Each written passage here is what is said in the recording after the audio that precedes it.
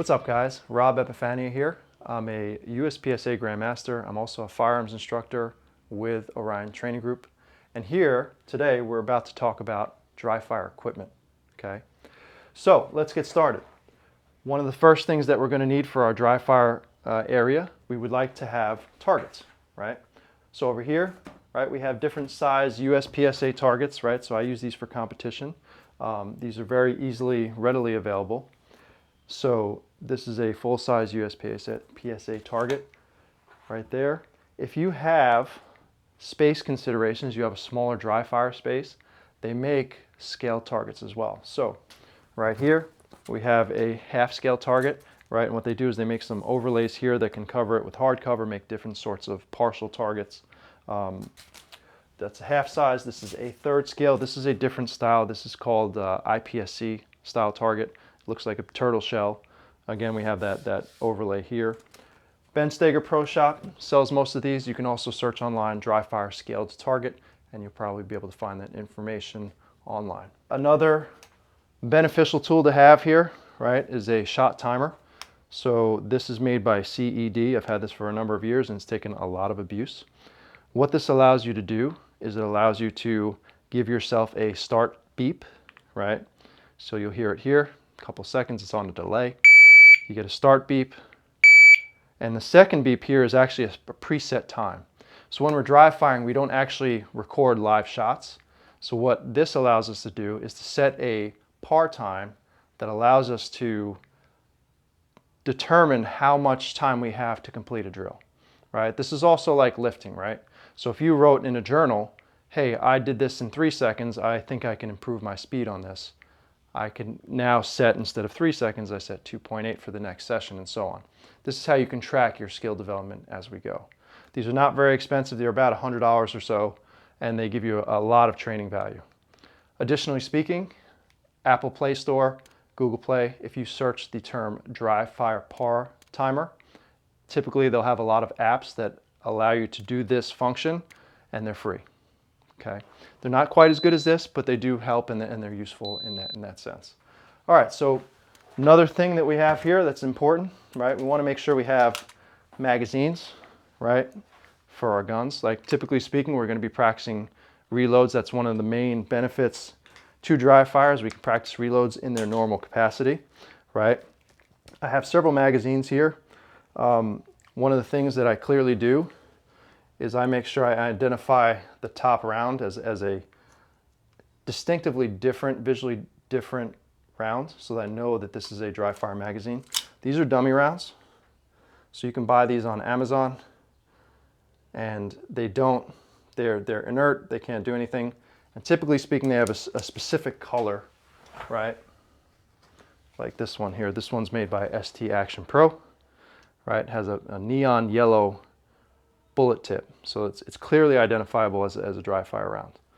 Another thing you could do, if you reload your own ammo, or if you have a friend that does the same, is you can actually make the projectile, the cartridge that you would normally do, except you see in the back here there's no primer and there's no powder.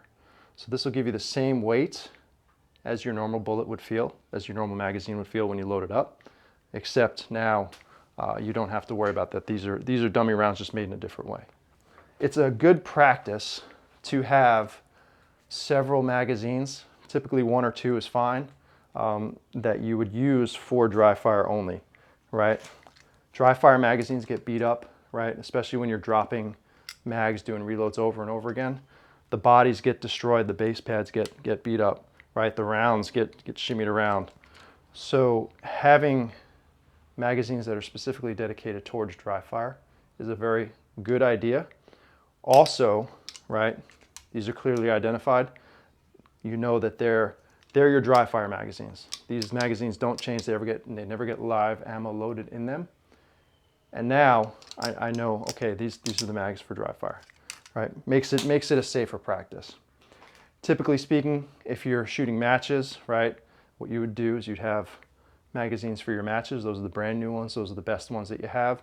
They only get shot in matches with the intent that you're going to get the best and the cleanest magazines for the best function, right? If we're shooting a match or we're concealed carrying, those magazines are the ones that matter most. Having malfunction is a big disadvantage in a match, or it's a big disadvantage, God forbid, a life or death encounter. So we want our new mags to be dedicated towards that. After that, after you've used them, let's say for a season, or you've used them a bunch, they go to training magazines, live fire magazines.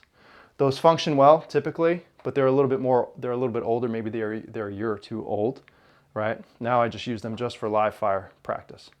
If I have a malfunction, that's okay, right? Obviously we don't want it, but it's not the end of the world if it happens in a training situation, right? The worst, as they get more and more worn, now they go to Dryfire magazines, right? Double Alpha makes a specific Dryfire magazine, right? So this is a 2011 platform Dryfire magazine. It's made of plastic and it has a weight to it. So it's very similar to a magazine that has about 10 rounds in it for this specific gun. The follower on top also has some spring pressure. So when you're actually seating the magazine, you actually get a little bit of resistance, similar to if you were seating an actual magazine with rounds in it. And when you eject the magazine, that spring pressure pushes the magazine out. Compared to your normal Atlas Gunworks magazine, this is about $100 to purchase. This is about $20, right? So having a couple of these is very valuable. Also, if you're dropping this on the floor, it's not going to damage the floor like the metal magazines would. So what I typically do is I use this as the magazine that starts in the gun. So whenever I'm doing reloads, this falls on the floor. It's not a big deal. It doesn't destroy the floor. It doesn't destroy the mags as much. Okay. Lastly speaking, if you are shooting matches and if you use something like Pistol Pro Grip or Grip Enhancer, Grip Chalk, whatever, right? You're going to want to make sure you have some of this available and use this for at least part of your training session, right? You don't want to depend on it entirely. So what I typically do is I start off a session without it, and then part of the way through the session I'll put it on. But if you do use it in matches, you're going to want to make sure that you use this because it's going to change the way your hand interfaces, right? If it's a little bit grippier, you're going to notice it and it's going to make a difference. All right, so that's everything that we have for this video. In another video, we're going to talk about how to apply this and use this in a dry fire session to maximize your benefit. If you want to get in touch with me, my Instagram handle is @Rob Epifiania. My website is www.spconceptsinc.com or www.robepifania.com. I do online dry fire lessons, so if this is something that interests you, get on my website, get on my Instagram, send me a message, send me an email, and what we could do is we could set something up where we can help you structure and guide your dry fire sessions to help maximize your time.